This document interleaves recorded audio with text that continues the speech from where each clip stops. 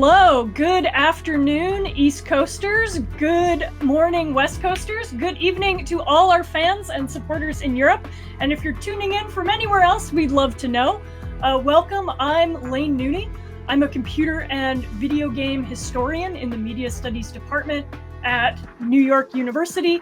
And I'm also one of the co-founders of ROMchip, a journal of game histories, and its managing editor. So my other collaborators on ROMchip, some are here in the chat. Henry Lowood, Dave Parisi, and Soraya Murray are part of the larger editorial team I work with. And I'm so excited to have all of you joining us here today. So for those of you new to ROMchip, what is ROMchip?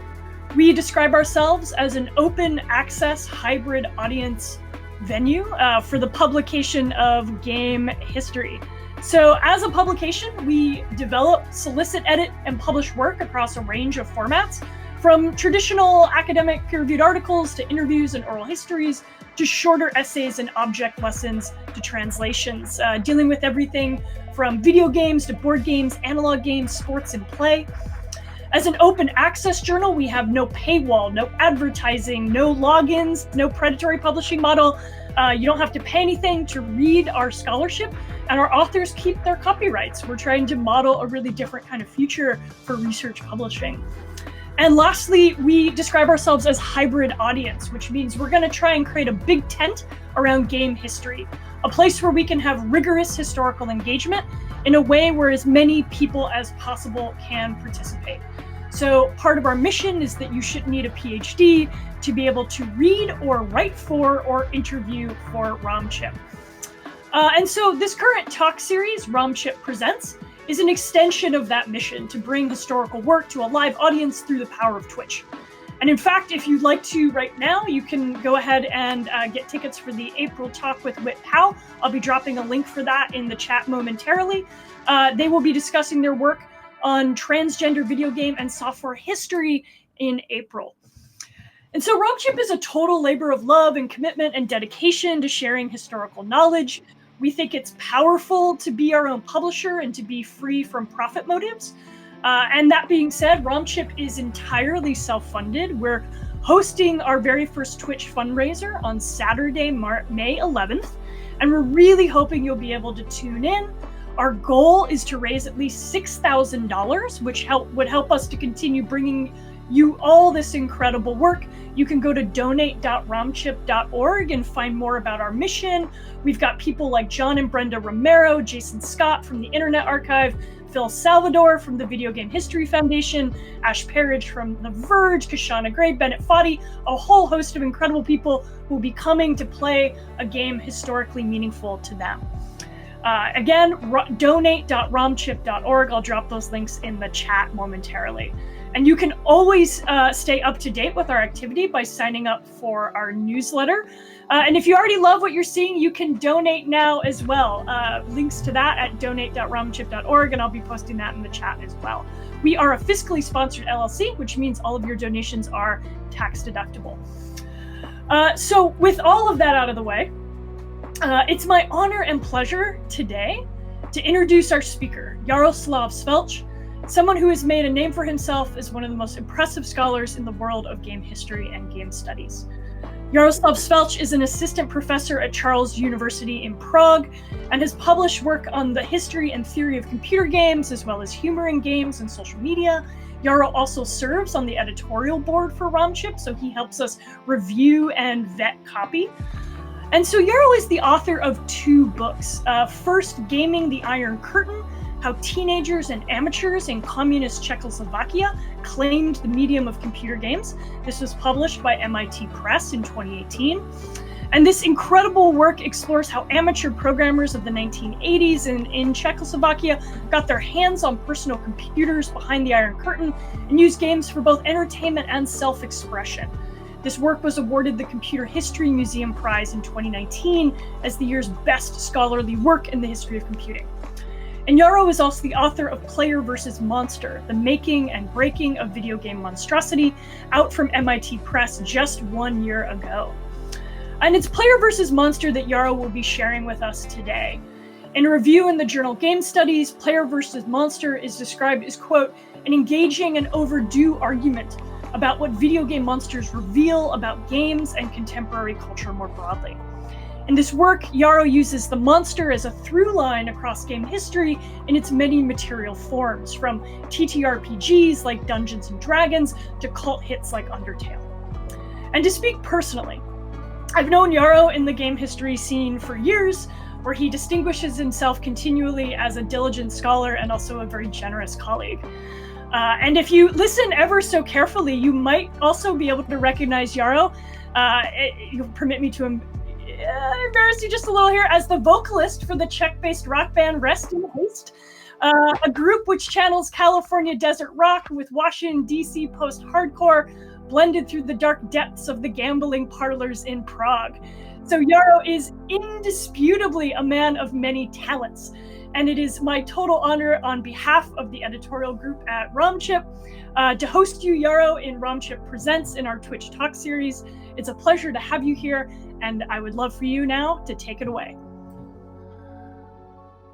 Yeah, thanks so much for the introduction. Yeah, I'm very happy to be able to talk to you today, and to talk about my book. Yeah, so welcome, all ROMchip editors, supporters, fans. It's a great pleasure. I will be talking about monsters in video games and tabletop role-playing games, as Lane has already said. I will be drawing from Player versus Monster, the book that came out a year ago, and the book was not really promoted as a historical book. There is like a very kind of general kind of game studies argument or kind of cultural critique argument. And I think that a lot of people who have written about it have kind of found the non-historical part most interesting.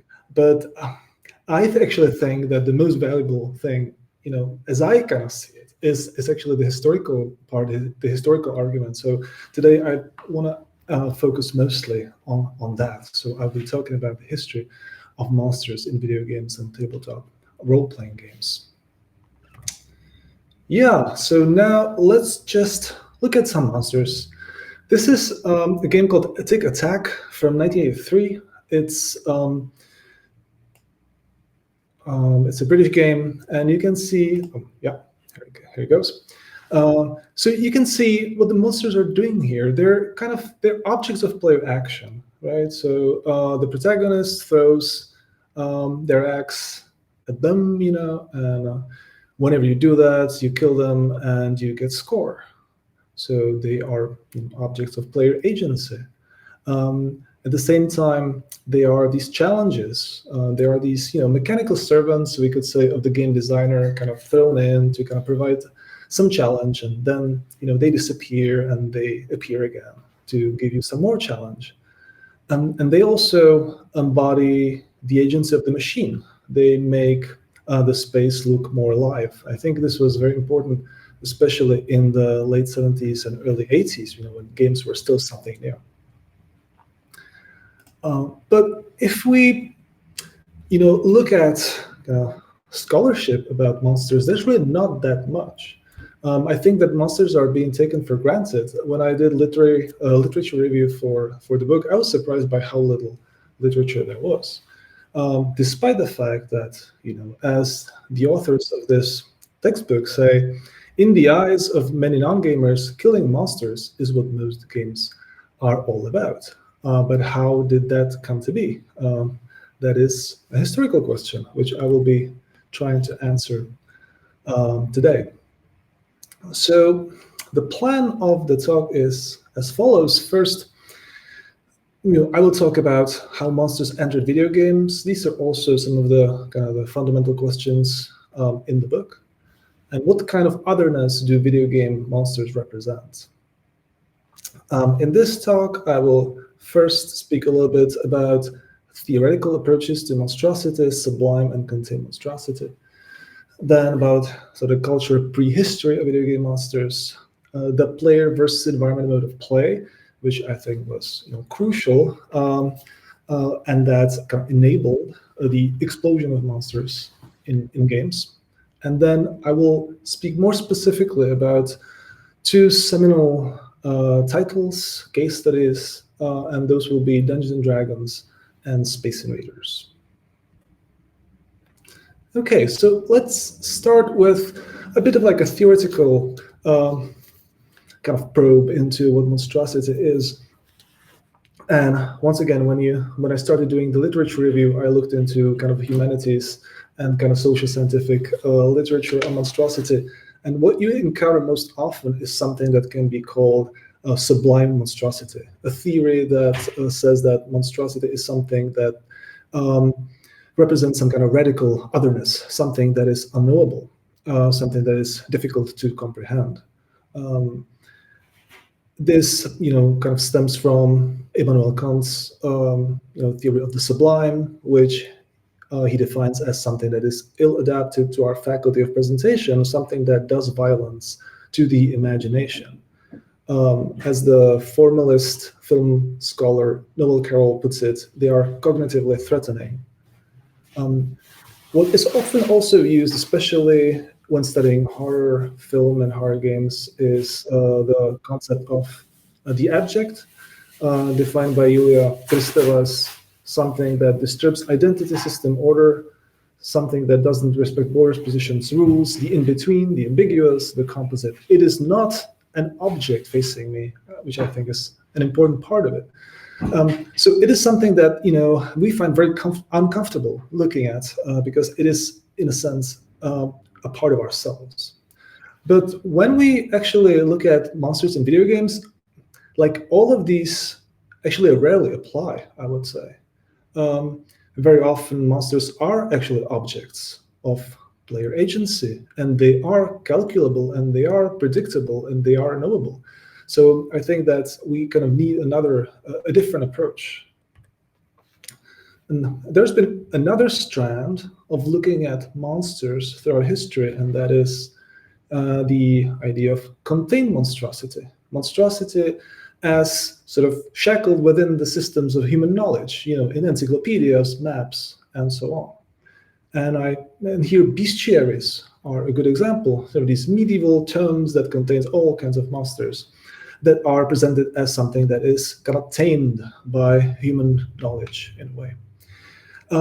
As the scholar of Chinese bestiaries, Richard Strasberg, puts it, the reader willingly consumed an illusion that all the important objects of reality had been collected and ordered according to a fundamental taxonomy, and that these things were now manageable and available for exploitation. In a way, this is like a kind of colonialist move, right? Like we're kind of gathering strange creatures from all over the world and putting them into a book. This has manifested recently as something that we could call commodification of monsters. Monsters become commodities. They are something that can be sold. There are many examples of that. I'm just choosing this example of monster in my pocket. I think you might not know it. I came across it at the Strong Museum of Play when I was doing research there. You're probably more familiar with Pokemon, right? But the concept is very similar. You're just collecting monsters. And this also coincides with the rise in popularity of monsters in culture at large, with dinosaur parks and kaiju movie and things like that. There's another important development that I think we need to discuss before getting into tabletop role-playing monsters, and that is the history of simulation of conflict scenarios. That is something that kind of goes back all the way back to Prussian war games of the late 18th century.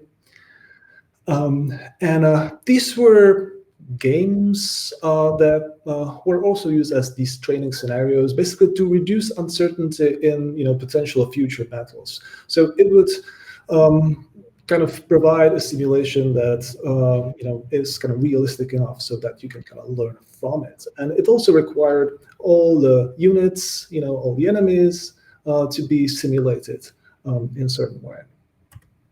This gets supercharged during the Cold War when we have cybernetics and digital computing, and there are these military models of the world created by cybernetists and kind of science, military complex in the United States. And in these models, the enemy is usually something that is calculable, that is predictable, and that is knowable. So there's this effort to calculate, to predict the movements of the monster. And there's also this assumption that basically anything that moves, anything that comes into basically US airspace is potentially an enemy. And this is something that the historian of science, Peter Gallison, has called ontology of the enemy. And we will get back to it in a minute. And one more important thing, computing, digital computers are the kind of technology that really isn't very good for ambiguity, right? So if you want to simulate something, even if it's supposed to be a monster or something, foreboding or something unknown, like you will in the end kind of most of the time assign it some kind of numerical feature, some kind of numerical variables, right?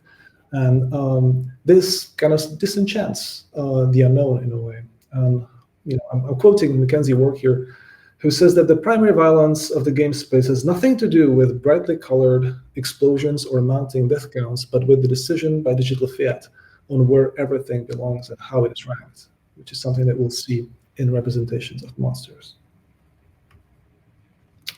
Okay, so let's go back to the initial question. So how did it happen that monsters are so ubiquitous in games?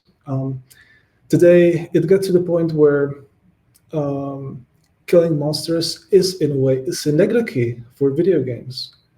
I came across this book called Killing Monsters from 2002, and I was, kind of expecting to read something about monsters and the killing of them in games, but there is really very little about, killing monsters in this book. The same goes for this article. They laughed, they cried, they killed monsters, how friendships thrived in video games during the pandemic, that came out in the Washington Post. But if you actually go and read it, they mostly write about Animal Crossing and FIFA. So not really games that contain monsters. So we can see that killing monsters becomes shorthand for video games in general, even though the specific titles don't really feature killing monsters. How did that come to be? Was it always like that? Not really. If we kind of look at digital and non-digital games, and we go back in history, like we find very few, if any, monsters in games before the 1970s. Maybe if we accept snakes as monsters, maybe we could say that Snakes and Ladders, which is originally an Indian game, features monsters. They really kind of play sort of a different role. They're more like environmental hazards in a way, not really kind of enemies. But yeah, that could be an exception. But other than that, not really. So what I argue in the book is that before monsters really became ubiquitous in gaming, there was another kind of different step, and that was the introduction, the emergence, and the popularity of the player versus environment mode of play, which is something that is actually quite new, and that appeared, in the early 70s and became popular in the late 70s, and mid 70s.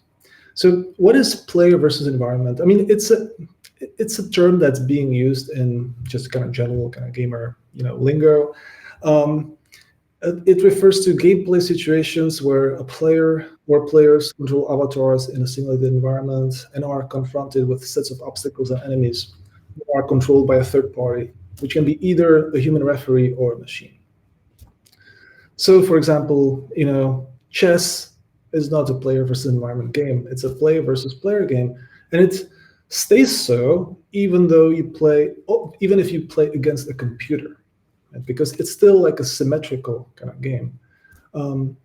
So it's something different from single player and multiplayer. It's related, but these two terms don't really overlap perfectly. On the other hand, playing a D&D campaign is a player versus environment kind of engagement. But you have multiple players, so it's not a single player game. And player versus environment games are really sort of a recent thing. So let's kind of try to find some kind of early examples of this. We might think that maybe Space War would be an early example of player versus environment, and the name would suggest that. Not really. Like if you actually play the game, you find out that it's more of a space duel. It's like two people competing against each other, right? So we start finding some early examples in the 1970s. I have some examples here. Star Trek, right? A text-based strategy game where you are destroying Klingons. Or in the same year, we have the release of Outdoor Survival, which is a tabletop game, a board game in which you're supposed to survive in the wilderness. So these are some kind of very early examples. And if you've read History of Dungeons and Dragons, you will know that actually Outdoor Survival was supposed to be used when you wanted to do outdoor campaigns for Dungeons and Dragons. So there's like a clear link between Dungeons and Dragons and outdoor survival. But I argue in the book that it was these two titles that were kind of seminal and most influential in bringing player versus environment gameplay into the forefront and making it popular. Dungeons and Dragons and Space Invaders. So now I will talk about Dungeons and Dragons and then Space Invaders. Okay, so Dungeons and Dragons is not a computer game, but it is a computational game. It features a lot of computation. You calculate, damage based on hit dice and some formulas and so on. It's a game that came from the medieval wargaming tradition. And medieval wargaming was quite obsessed with realism of combat, right? And that is a part of the wargaming tradition. And then in the 1970s, they start introducing magic and fantasy creatures and things like that. But this focus on realism kind of persists, which leads to this paradoxical situation when you're supposed to realistically simulate something that doesn't exist. So in the end, the authors of these monster manuals and designers of content for Dungeons and Dragons and similar games had to actually create these monsters on a very minute level of detail, right? They basically had to create them on such a level of detail that they can be simulated by the game rules. And what did it look like? You can see it on the left, right? Monsters become a part of the game system. There were, these spreadsheets with monsters, right? You can see monsters from all kinds of traditions and sources being put into one, Excel sheet, basically, right? It's ogres, trolls, ghouls, wights, mummies, specters, basilisks, hydras, and so on. It really never ends. You can have more and more and more. And their qualities are expressed with numbers, right? So there's armor class, movement speed, and so on. So monsters were, by doing this, they become contained, right? It's a similar process to bestiaries, and these monster manuals are, very similar in format to bestiaries. Monsters were so prominent in Dungeons and Dragons that there was this assumption that anything that you encounter in the world, of Dungeons and Dragons is actually a monster, which led to this, interesting terminological confusion. And Gary Gygax in 1978 felt the need to explain this. He writes, "The term monster is used throughout this work in two manners. And the first meaning is any creature encountered. Until the encountering party determines what they have come upon, it is a monster." Right? So basically anything that moves and is not your party is presumed to be a monster, which is an echo of the ontology of the enemy, that on this kind of Cold War kind of thinking that we talked about a minute ago. And the secondary meaning is the traditional meaning, a wicked or horrible creature. But the default way of existing in Dungeons and Dragons, if you're not the player party, is to be a monster and to be basically expecting to be killed by the player party. So the game is very heavily anthropocentric, and Gygax was very clear and very open about it. The game is unfair to non-humans, and that's something that he kind of explicitly said, right? And this kind of creates like a kind of very simplified and kind of questionable representations of otherness. The game became very popular. We know that, and there was big demand for new monsters. It was a huge part of the game to defeat monsters, and there were all kinds of expansions with new monsters. It went all the way to including deities and demigods in 1980, and even Eastern European monsters from folklore in 1983 in Ravenloft.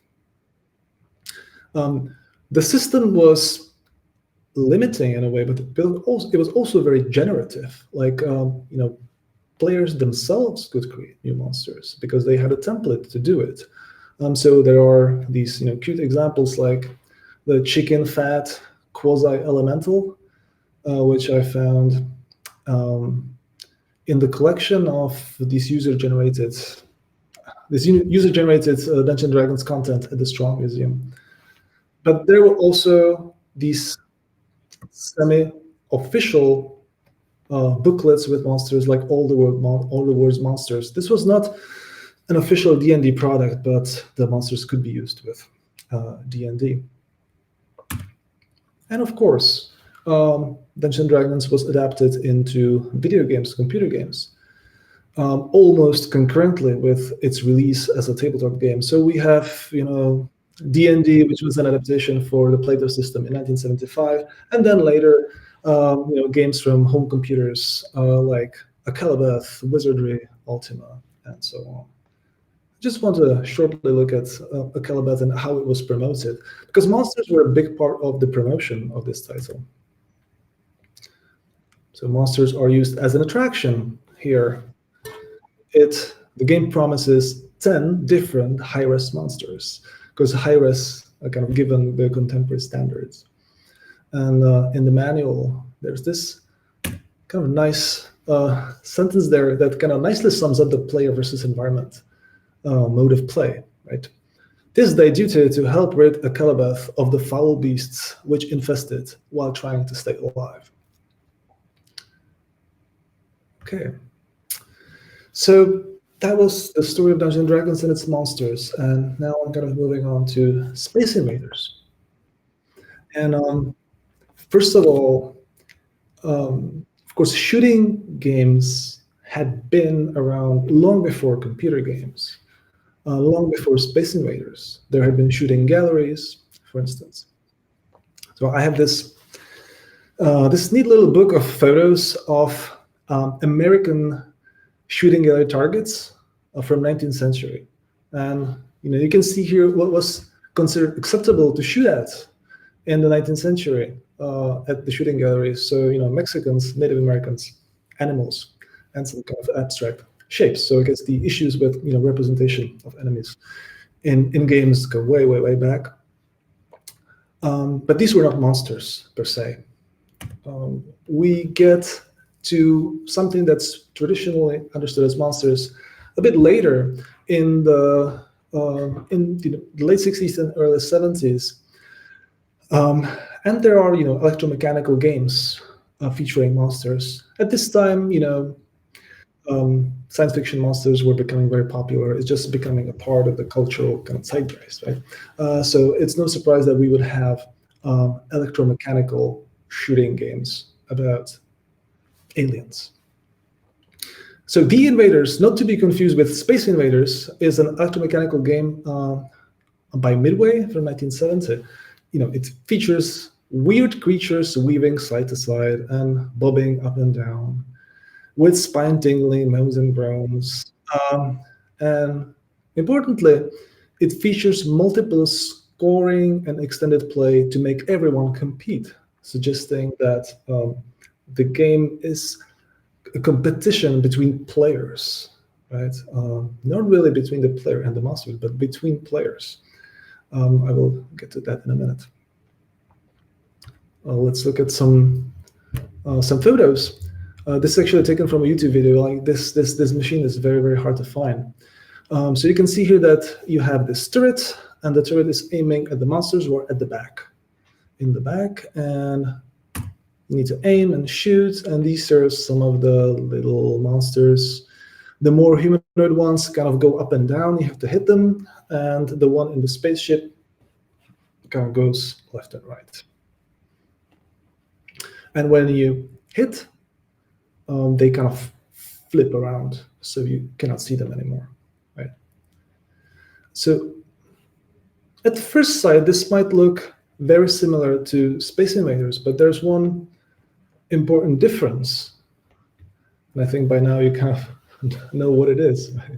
In the older electromechanical games or at shooting galleries, the player is kind of safe. The monsters don't shoot at you. It's basically target practice, or the challenge is to get as many points as possible within a certain time limit or within a certain number of attempts. Whereas in Space Invaders, you're also competing for a high score, but it's also a race for survival, right? They are shooting at you, and that is something that's sort of dramatically different in a way, or at least the experience is very different. Bob Rehak wrote about this in this kind of semi-forgotten essay from the early days of game studies, and he wrote that Space Invaders' introduction of non-human others restructured screen identity, disarticulating material forms from material bodies and shifting the mode of consumption from two-player dyads to solitary space. I think that in a way he kind of nails what's important about Space Invaders, but I would kind of disagree about the solitary space. I think that the shift is more towards a player versus environment situation, because you can still play this game with other people, but you're basically, shooting at aliens and they're shooting at you. Tomohiro Nishikado, the designer of the game, was actually inspired by Atari's Breakout, which came out a couple of years ago. And he really enjoyed the feeling of satisfaction that he felt when he was destroying bricks in Breakout. And he wanted to replicate it in his own game. And he could do it on a pretty large scale because he had this new microprocessor technology. In the Invaders from 1970, the electromechanical game, there were certain material limits to how many invaders you could have there, right? Because they were, basically pieces of paper, right, or pieces of plastic maybe, that were attached to the machinery. And when you shot at them or when you hit them, they kind of flipped around. So it is much more complicated to have many of them. But when all the invaders are virtual, they're just displayed on a screen and simulated by the computer software, it's much easier to have many of them. And when you shoot one, it just becomes removed from the gameplay loop, basically. It's not being computed anymore. It becomes zero, we could say.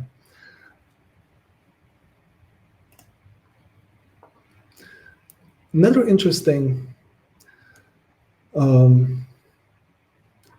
aspects of the design history of Space Invaders is that Nishikado actually originally didn't want to include aliens, right? It was not the part of the original plan. And he says, first I thought of making tanks or airplanes, but it was technically hard to make them look like they are actually flying. So we had this kind of demand for animation. That's something that I kind of mentioned at the beginning, right? Like these monsters kind of make the machine feel alive. Human movement would have been easier, but I felt it would be immoral to shoot humans. And this is quite important, and I think this is like one of the explanations of why we have monsters featured so often as enemies, because we just most often, most of the time, we just don't really kind of concern ourselves with the ethical implications of killing monsters, because they are by default coded as immoral or evil or wicked or whatever. Right? So what Nishikado did was that he used aliens.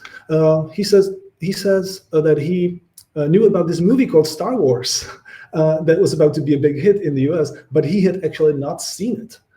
So he used as an inspiration monsters from H.G. Wells's War of the Worlds, these kind of tentacular monsters.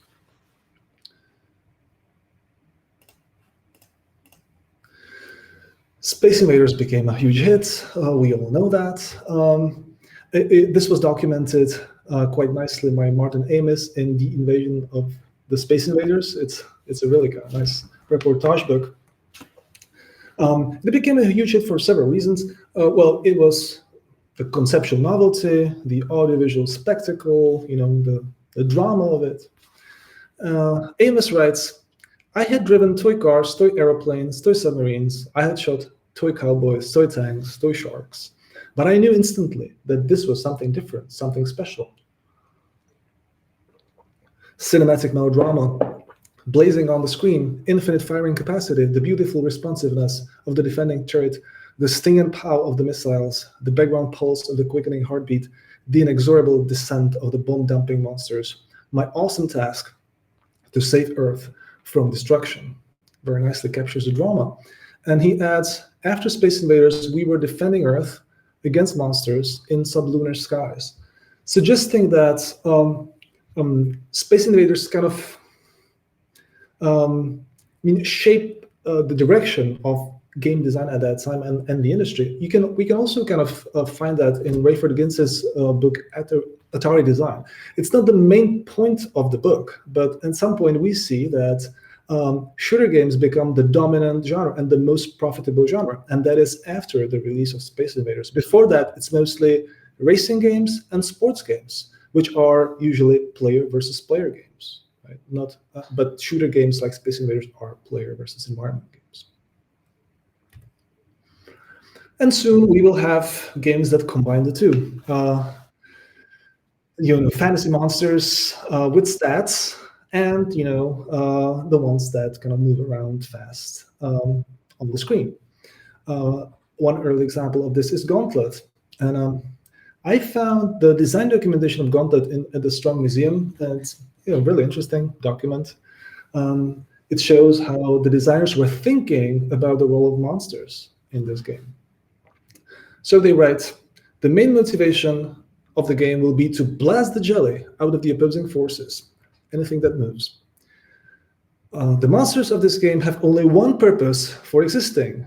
They must attack and attempt to destroy any who trespass inside the castle Mordenima. So once again, like a very kind of simplified, trivialized version of otherness that we can see here.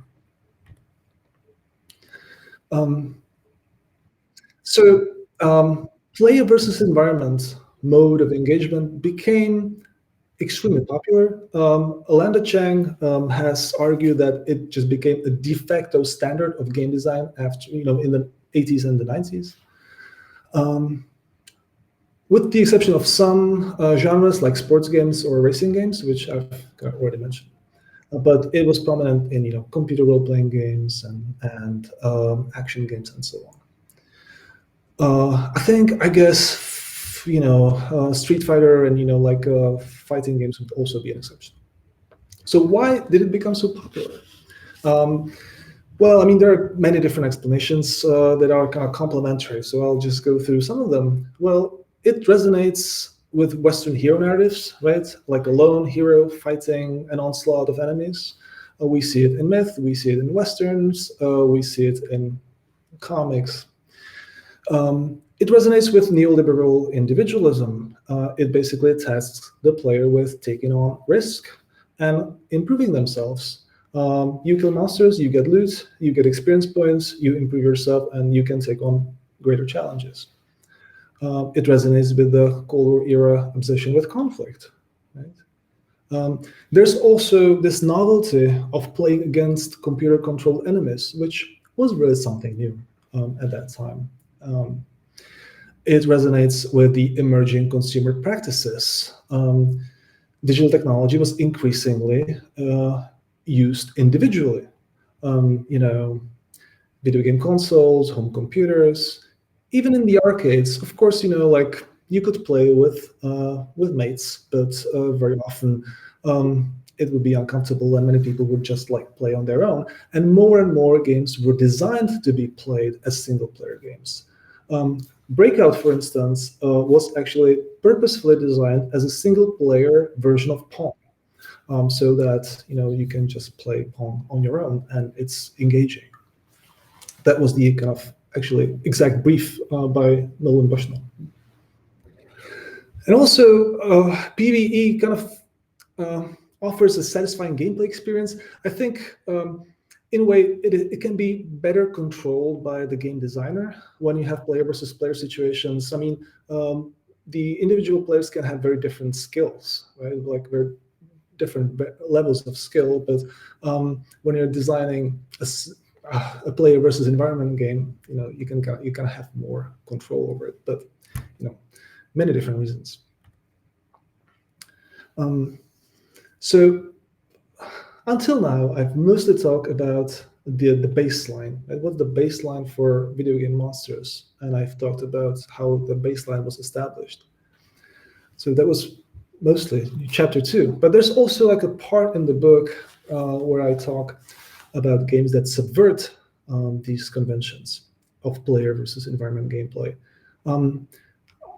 I used many contemporary examples in the book, but I just want to use some kind of historical examples here before I conclude. So the player versus environment model is in many ways problematic because it presents, otherness as something that needs to be destroyed. Of course, it has this kind of Cold War era kind of outlook on the world, in a way, this kind of 1970s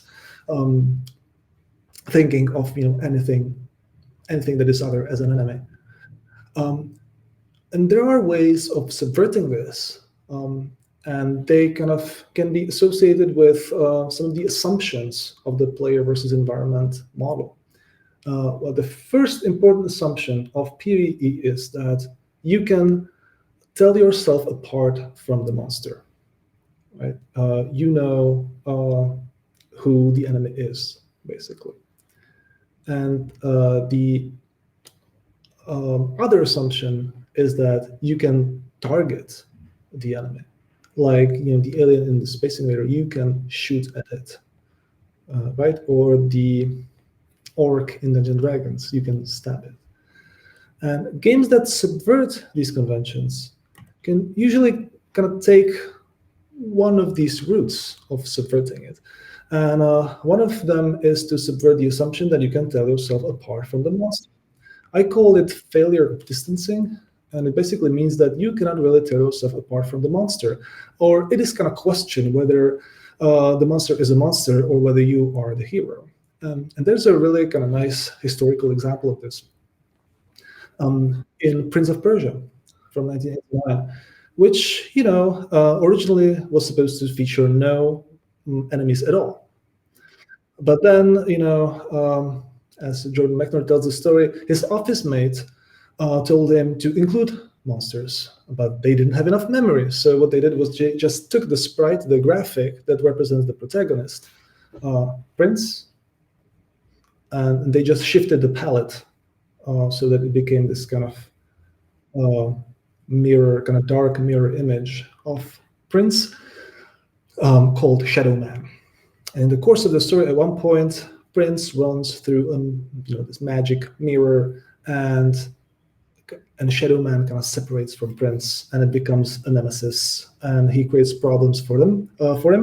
And at the end, just before the end of the game, there's a confrontation between the Prince and Shadow Man. It's a sword fight, but the problem here is that whenever you hit Shadow Man, you also lose a life. And as you can see on the screenshot, Prince has 3 lives and Shadow Man has 4 lives. So how do you go about it? Maybe some of you know. I can't see the chat, but I think if you're into like old games, you might know. Well, you have to sheathe your sword and walk into Shadow Man and merge with him and become one again. Right? I think it's I think it's very clever, and I think it kind of nicely expresses this idea that the monster can also be a part of us. But in this case, it was just kind of prompted by basically like a technical problem, right? It wasn't supposed to be like the theme of the game from the very beginning, if we are to believe Jordan Mechner's diaries. And the other example, or the other direction in which games can go to subvert the conventions of player versus environment, is failure of engagement. So monsters that you cannot really engage with. And here, a nice historical example is Rue from Zork, the text adventure game. So in Zork, when you walk around dark areas, you get this message. It is pitch black. You're likely to be eaten by Rue. And if you keep walking in the dark, Rue will eat you. And you cannot do anything about it. You cannot examine Gru. You cannot give anything to Gru. You cannot use anything on Gru. It's just there. It's just an expression of the will of the programmers to limit your movement in certain areas. There's no information about it. So it, in a way, kind of remains a sublime monster because it is unknowable. And Gru became very popular. It was, an important part of the kind of early, computer gaming folklore. In the end, in subsequent kind of Zork games, they actually added more information about Gru, but I think it was very counterproductive because it was popular exactly because it was unknown.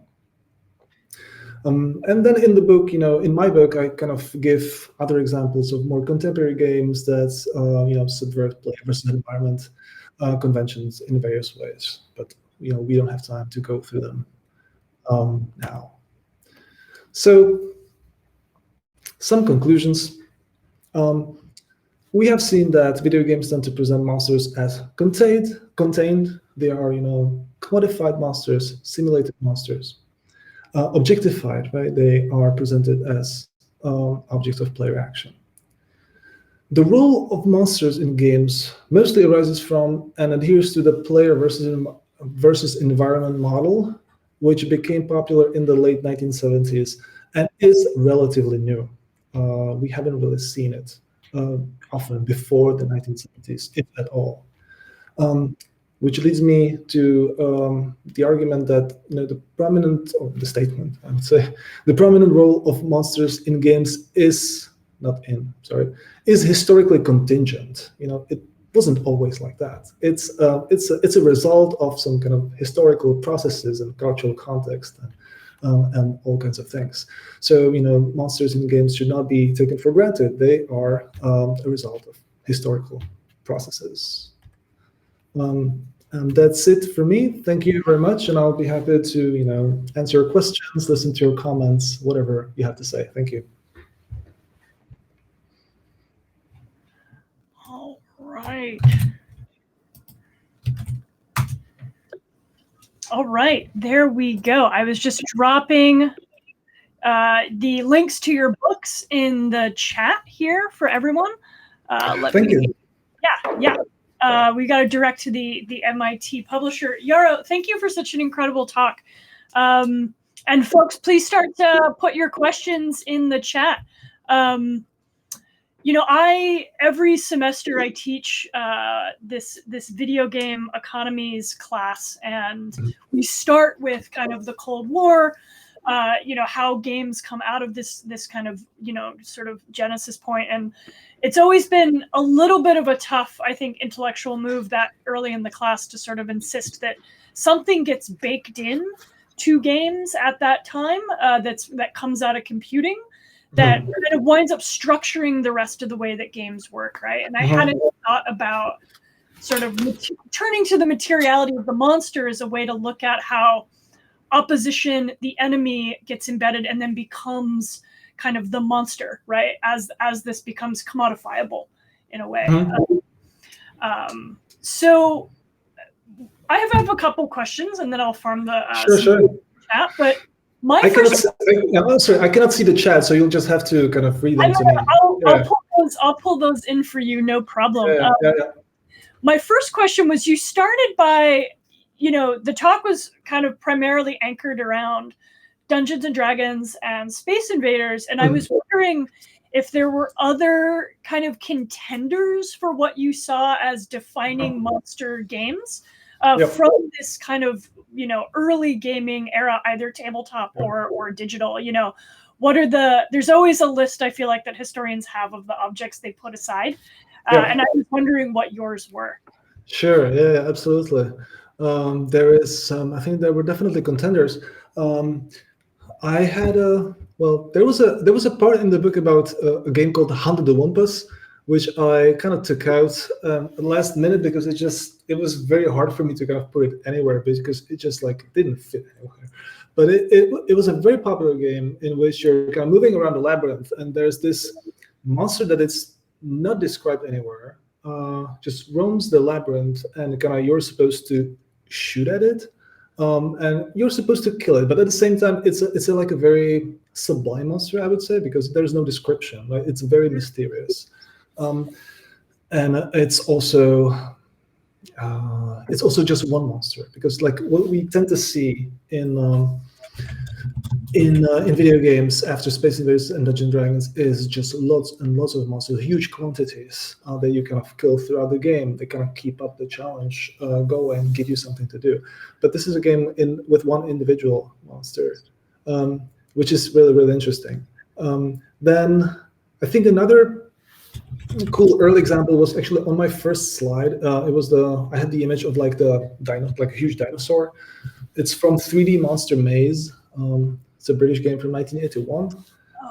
It was like a survival horror game. Once again, there's one monster, and you need to run away from it. You cannot really destroy it. You just have to run away. I think that's it's been called like a predecessor to survival horror games, where you're not really killing monsters. Sometimes you are, but very often you're running away from them. I would argue that there's still something. They still have something in common with. They're still player versus environment games, I would say. You kind of have to outsmart them. You have to find a good way. You have to learn how they move, and then you can figure them out and escape. So you're still kind of figuring them out. You're still kind of disenchanting them, but you do it in a different way. So I would say that these are some of the alternatives. Okay. Very cool. We did have a question. I imagine this happens to you all the time, where someone's like, "What do you think about this monster in a game?" Right? I imagine you must have to have quite a repertoire at this point. There was a question in the chat. It's okay, Tony. About if you're familiar with Icon of Sin from Doom 2, the monster where you have to. My understanding is kind of actually hit the sort of hidden John Romero inside the monster. I don't know if this is an icon. Yes, iconic, right? The person asking is is a doctoral advisee, and he's going to be writing a chapter about this, and particularly Indigenous history related to it. But I was wondering if that was something that came up in your research, or you have any kind of thoughts about it. Well, not this one specifically. There are bits about Doom in the book. I think what I found fascinating about Doom, about the I guess the production history, is that, and this is I think this is relatively well known, but still very interesting, that they actually made sculptures of the monsters, of many of the monsters, and then photographed them from various angles, and then scanned the photos and turned them into bitmaps that they put into the game. So it's like a halfway between 2D and 3D, and also kind of they have the monsters have this kind of sculptural kind of feel to them in a way. So I kind of discussed that in the chapter which is about visual design of the monsters. With the Doom 2 monster, it's I think it's very cool. I think here it's a bit of an Easter egg, of course. I think we could say, and it is one of the boss monsters that are actually puzzles, right? So very often monsters are puzzles, and you have to kind of observe them for a long time before you figure out, the right move that you have to do in order to kill them. That is actually quite common in the design of boss monsters, and boss monsters also have their history. I read about it in chapter 3, but I think it comes from I forget, but Xevious was like one of the shooter games that like really kind of popularized the idea of a boss monster. Awesome. We have another question from the chat. Twitchy Croc asks, I think you mentioned monsters getting more popular, partly led to kind of commodification and capitalizing on that, right? Mm-hmm. What do you think led to monsters rising in popularity? And then in parentheses, they say, I think you mentioned kaijus as one of the reasons for their growing popularity. So I'm wondering if you could speak a little more to that. Yeah. There's a bit more about that in the book. I there are many different explanations, but potentially, I think I'm kind of drawing on an account of monster culture from the book Comics and Stuff by Henry Jenkins, which is like a very kind of recent book by Henry Jenkins, and which he talks about the graphic novel My Favorite Thing is Monsters, which is awesome. I totally recommend it. And he explains the popularity by TV reruns of B movies from the 1930s and 40s on American TV in the 50s and 60s. Okay. Suddenly, these become very cheap to broadcast. They get slotted into afternoon kind of broadcasting slots, and kids fall in love with those movies. And there is like a whole ecosystem around it, like the magazine Famous Monsters of Filmland, which are about monsters, and the graphic novel is a lot about that. It just speaks about the fascination of the protagonist with monsters from popular culture and kind of early horror movie monsters that who get repackaged as something that's safe for the kids. There is, I think there's like another kind of example of this kind of growing popularity is the Halloween song. I forgot, it's just escaping me right now. But this like late 1950s rock and roll. Monster Mash? Monster Mash. Right? Yeah. So I think it's early 60s or late 50s. It's around the same time when kind of monsters are being repackaged as something basically like culture for young people or kids and so on. Yeah. So I think the sort of cultural regurgitation of that content, which is cheap and easy to rebroadcast. I mean, now that you say it, I'm like, oh yeah, I was watching Swamp Thing in the 80s, like because it was on TV. Oh, interesting. Maxwell Foxman drops in the chat. Same time as Addams Family, as a television show that gets rebroadcast and then picked up to be rebooted as film in the 1990s. So many intersections here. Another of my questions is that a few times in the talk you mentioned the strong, since for those who are kind of new to ROMchip or the world of game history and preservation, when we reference the strong, we're talking about the Strong Museum of Play in Rochester, New York, that has, I think at this point, the world's largest collection of kind of video game archives and materials. It's a kind of really common resource that historians go to. And I think one of the cool things about these talks, as well as ROMchip in general, is that we get to sort of show people the work that history is, right? I was wondering if you could just talk a little about what you looked at the Strong, some of the resources you used, what kinds of materials you went through. Was there stuff you went through that didn't wind up in the book? Just a little kind of behind the scenes on doing the history for a project like this. Sure. Yeah, it was great. I loved it. It was my first time. Well, my first and only time actually at the Strong. For me, it's quite far. Yeah. Rochester is not particularly accessible to anyone, so like, yeah. And I have a huge folder with stuff that I kind of photographed at the Strong. It was a lot of stuff. Well, they have. Well, how did I approach that? I mean, I actually wrote them an email and said, I'm doing research on monsters. Can you help me? And they were very helpful, as I often hear they are. If you if you get in touch with them, ahead of time, they actually did some kind of search in their collections, and they recommended some stuff. I also did some search in the online catalog. I also kind of looked at. I was kind of expecting to find something in some company archives. They have archives of game companies. So I was looking at the Atari archive, which was really interesting. They had the Gauntlet design documentation, for instance, or I'm looking at the folders right here. Centipede design documents, for example. They had some of the user-generated stuff, so people sometimes donate, Dungeons and Dragons scenarios that they make themselves, or the user-generated monsters and so on. I looked at toys, so Monster in My Pocket and some other toys I found.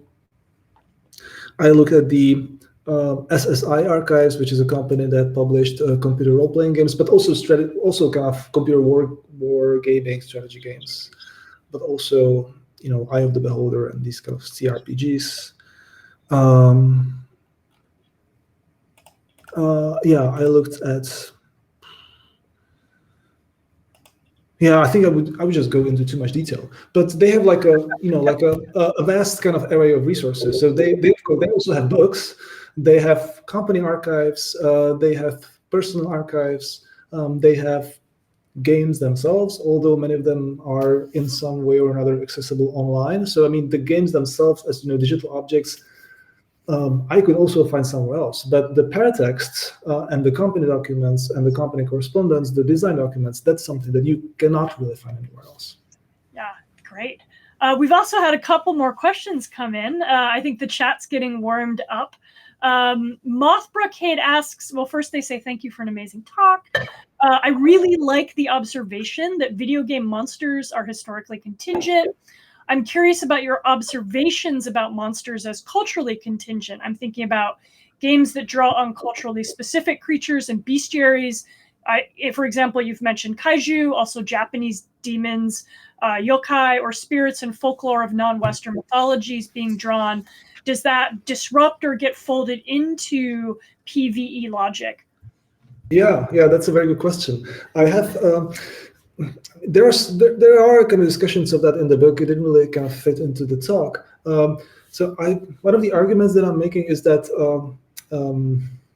making monsters for video games has always been like a very transnational endeavor. You could already see that with Space Invaders, which is heavily inspired by Breakout, right? And then you have American games almost immediately kind of inspired by Space Invaders.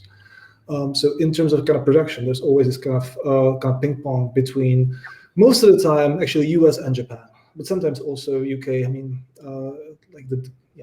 UK was a thing of its own at this point. And in terms of kind of, I guess, the cultural norms and the specific cultures affecting the designs, I think you can see that in a way, but it's not. I don't know. It doesn't really kind of. It doesn't have like a 100% explanatory power, I would say. So you would assume that in Japan, where the culture, the folklore is, I guess, more attuned to living with non-human things, you would have games that are kind of more tolerant towards monsters and show them in like a less confrontational light, right? And I think there are examples that confirm this, like Pokemon, Shin Megami Tensei, where you can talk to demons, right? And you can recruit them. It's like like the basic structure of the game is very classic player versus environment, but then you can actually talk to demons and recruit them. So there are examples like that. On the other hand, you have Monster Hunter, which is like the most kind of jingoistic colonialist game I've ever kind of seen. It's crazy. You just like basically you just hunt everything and haul the carcasses to the base. It's pretty crazy. I think it's not, so it doesn't like really kind of explain it 100%, but I think in Japanese games we might be a bit more kind of attuned to monsters as something that is kind of friendly, I would say. Yeah. I mean, I think it's a great overarching point that the way monsters show up in different cultural productions are going to reflect both historical phenomena, but ultimately also like culturally contingent ideas about monstrosity, difference, like the afterlife, right? Stuff like that. M. Tatanka has a question in the chat that is similar to one I had been thinking about, but didn't articulate quite as well yet. And they say, I'm thinking of Trammell's network privilege talk. Aaron came and talked about the privilege of play last month, wondering about how we might understand the specifics of monsters based on those networks of power, such as gaming hobbyists and their kind of covert white supremacy, right? So they admit they haven't read Player versus Monster, but are wondering if kind of the racial imaginary that monsters often represent, to what extent that might be addressed in the book. It is addressed in the book. I have, but I'm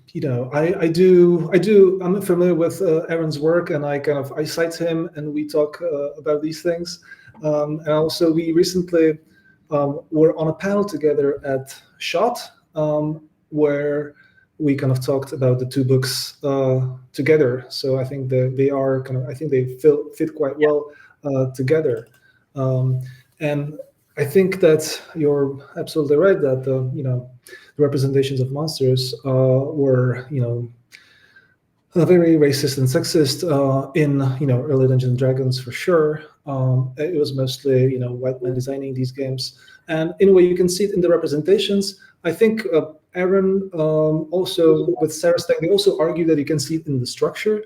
That basically you confront the world in a way that would be familiar to like a middle-aged white insurance agent, right? It's like a series of risks that you have to take on and prevail, right? So you can see it in the structure, also in the representations. I had a slide in the presentation which I took out, which featured Drow, right? Like the dark elves, which is it's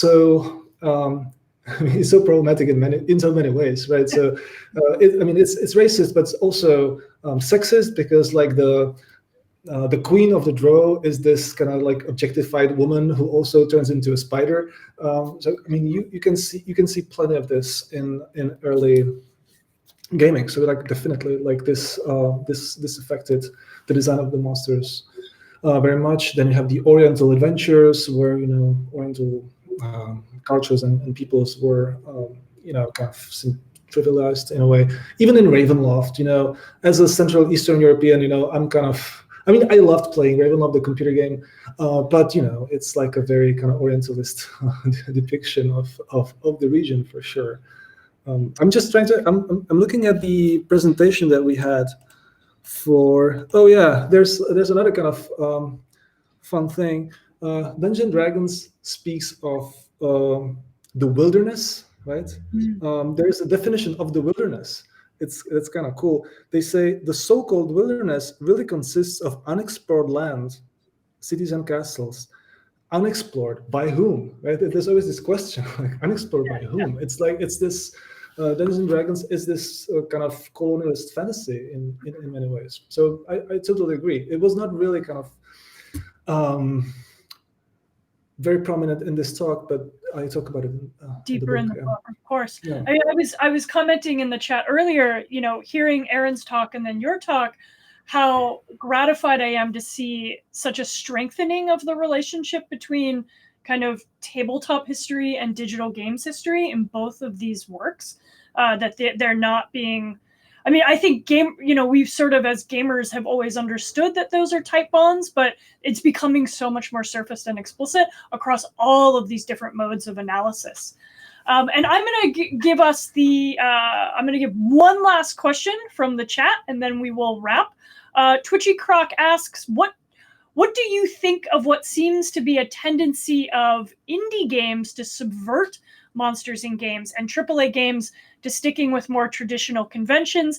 I think this is something you talk about to some extent in the book, so I'm sure you've got an answer teed up for that, but we'd love to hear. Yeah. I think it's a great point. I'm specifically using examples of Undertale and I guess some more indie games like Carrion and some other indie games.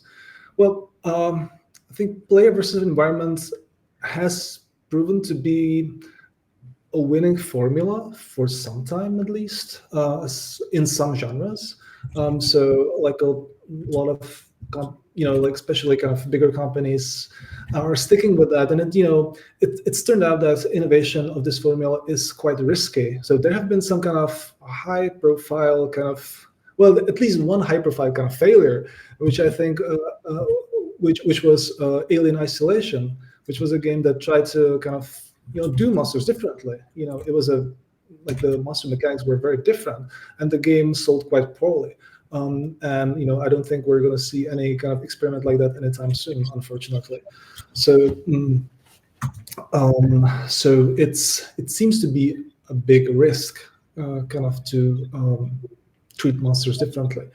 And in on the indie scene for sure, Undertale is a great example. There are many kind of like visual novel style games that treat monstrosity in a very kind of cozy, relatable way, like coffee talk, right? I think there are really nice games like that. Awesome. With that, I think we should let you go. I know it's late where you are, so we want to make sure you can get home to your family. Jaro, thank you so much for participating and joining us here today. Folks, I will hang out for a minute here, but as a reminder, I just posted links in the chat, but save the date for our May fundraiser. There's a pinned tweet about tickets to the April talk with Whit Powell. And as I've mentioned, the best thing you can do to support ROMchip is to donate. Every dollar we raise ahead of our May fundraiser allows us to unlock stretch goals even before that. So we hope that you'll continue to attend, to support, and enjoy these great talks. Jaro, thank you so much. Thanks so much. It was a lot of fun. Thanks for your questions. Awesome. And we have recorded this, and I think we're going to be able to put it, well, we'll talk with you about how you feel about that. Right. Yes, absolutely. Thank you, everyone. Bye.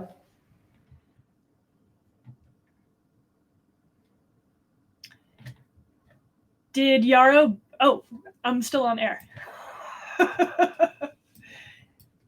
If there's any questions, I think the chat's good. All right. Yeah, everyone, again, thank you for attending. We will be back in April with Whit Powell, truly like an emerging wonderkin of game, of like trans and queer game history and game studies and computer history. I can't wait to have them here. And otherwise, sign up for our newsletter. Links up in the pinned tweet, in the pinned chat. And can't wait to see you again. Thank you so much for joining us.